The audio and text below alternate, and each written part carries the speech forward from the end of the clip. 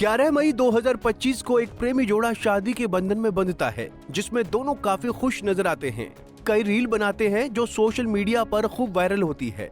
हम इसलिए ये जिक्र कर रहे हैं कि दोनों काफी खुश हैं, क्योंकि इसके आगे की कहानी आपको हम बताएंगे। फिर इसके बाद दोनों हनीमून मनाने के लिए बेंगलुरु के रास्ते मेघालय गए, जहां अचानक दोनों का फोन बंद हो गया। फोन बंद होने के बाद एक तरफ जहां परिवार वालों की चिंता बढ़ गई, वहीं दूसरी ओर कुछ दिन बाद पति राजा रघुवंशी की लाश मेघालय की खाई में मिली। उसके बाद से ही पत्नी सोनम रघुवंशी गायब थी, जिसके बाद पत्नी की खोजबीन शुरू हुई। दोनों के साथ क्या हुआ, कैसे हुआ, किसने किया, इन सवालों के जवाब कोई नहीं जानता था।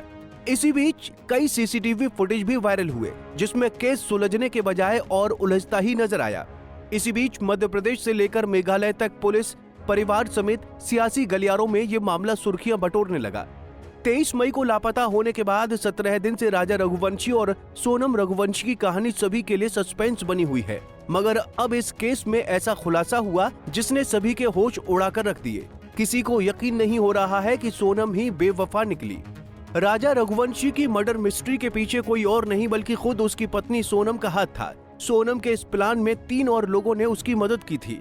पति को मौत के घाट उतारने के बाद सोनम उत्तर प्रदेश के गाजीपुर में मिली, जहां उसने खुद पुलिस के सामने सरेंडर कर दिया। इतना ही नहीं, पुलिस ने 3 हमलावरों को भी गिरफ्तार कर लिया और एक साजिशकर्ता की तलाश जारी है। तो आइए जानते हैं राजा सोनम की पूरी कहानी की शुरुआत कहां और कैसे हुई। राजा रघुवंशी की पूरी कहानी, कब क्या क्या हुआ।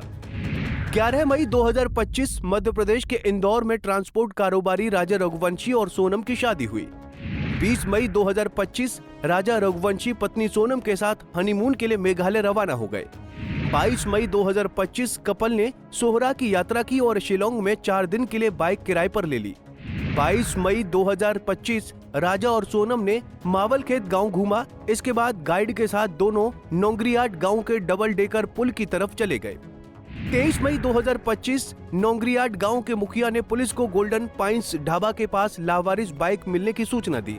24 मई 2025 राजा रघुवंशी और सोनम का परिवार से कनेक्शन टूट गया। 27 मई 2025 परिजनों ने इसकी सूचना स्थानीय प्रशासन को दी, जिसके बाद एमपी के मंत्री कैलाश विजयवर्गीय ने गृह मंत्री अमित शाह से बात की। 27 मई 2025 राजा सोनम की गुमशुदगी के बाद सियासी खेमा भी एक्टिव हो गया। मध्य प्रदेश के मुख्यमंत्री मोहन यादव ने मेघालय के मुख्यमंत्री कोनराड सांगमा से फोन पर बात की। 27 मई 2025 मेघालय की पहाड़ियों में पुलिस ने सर्च ऑपरेशन शुरू किया। इस दौरान बाइक से कुछ ही दूरी पर 2 लावारिस बैग खाई में पड़े मिले। 29 मई 2025 मेघालय में तेज बारिश के कारण पुलिस ने सर्च ऑपरेशन रोक दिया। 2 जून 2025 राजा रघुवंशी का शव गहरी खाई में पड़ा मिला। शव को पोस्टमार्टम के लिए भेजा गया। पत्नी सोनम अभी भी लापता थी। 3 जून 2025 राजा की पोस्टमार्टम रिपोर्ट में खुलासा हुआ कि उसकी हत्या पेड़ काटने वाले हथियार से की गई है।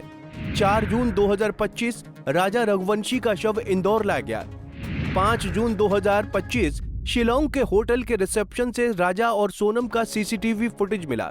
7 जून 2025 शिलोंग होटल के बाहर का सीसीटीवी फुटेज मिला, जिसमें राजा और सोनम को देखा गया था। पुलिस सोनम की तलाश कर रही थी। 9 जून 2025 यूपी के गाजीपुर में सोनम बदहवास हालत में मिली। पुलिस के सामने सोनम ने अपना गुनाह कबूल कर लिया। इस बीच अब मेघालय के टूरिस्ट गाइड का दावा था कि 23 मई को लापता होने से पहले राजा और सोनम के साथ 3 अज्ञात लोगों को देखा गया था। वहीं आज सोनम के साथ पुलिस ने 3 अन्य लोगों को गिरफ्तार कर लिया है। हालांकि ये 3 लोग कौन हैं, इन्होंने राजा को मारने में सोनम का साथ क्यों दिया, और सबसे बड़ा सवाल कि सोनम ने आखिर पति राजा की हत्या की साजिश क्यों रची, इन सवालों पर अभी भी सस्पेंस बना हुआ है। लेकिन बता दें कि मेघालय से 17 दिनों से लापता सोनम गाजीपुर में नंदगंज में एक ढाबे पर बदहवास हालत में मिली। पुलिस अधीक्षक डॉक्टर इरज राजा ने बताया कि सोनम ने पहले अपने घर वालों को इसकी सूचना दी और उन्होंने स्थानीय पुलिस को सूचित किया। वहां की पुलिस से हमें पता चला। फिलहाल हमने उसे नंदगंज ढाबे से लाकर 1 स्टॉप सेंटर में रखा है और पूछताछ की जा रही है। जल्द इस मामले का खुलासा कर दिया जाएगा।